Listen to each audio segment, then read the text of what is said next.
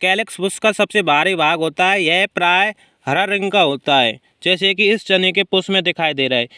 Calyx एक बहुवचन शब्द है, इसके लिए एक वचन के रूप में सेपल शब्द का प्रयोग किया जाता है।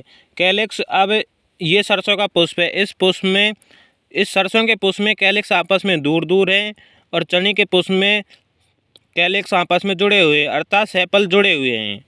अब जिन पुष्पों में कैलेक्स अर्थात सेपल जुड़े हुए नहीं होते, जैसे कि इस सरसों के पुष्प में, तो इस प्रकार के व्यवस्था को पॉलीसेपल कहते हैं, अर्थात बहुत सारे सेपल। जैसे कि सरसों के पुष्प में ये 4 सेपल है, ये आपस में जुड़े नहीं हैं, ये हल्के पीले रंग के या हल्के हरे रंग के हैं सरसों के पुष्प में।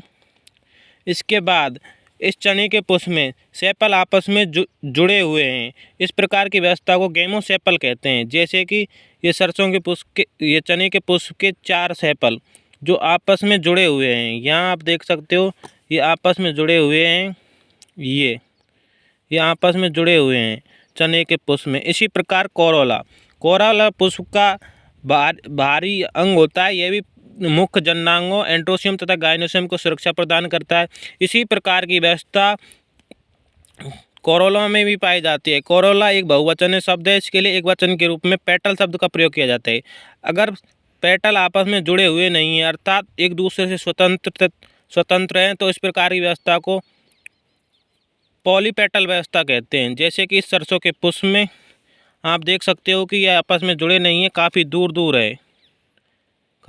दूर है। इसी प्रकार हम चने के पुष्प में जब देखते हैं तो इसमें पेटल आपस में जुड़े हुए हैं, तो इस प्रकार की व्यवस्था को गेमोपेटल व्यवस्था कहते हैं। ये कैरोला और कोलेक्स की व्यवस्था है। धन्यवाद।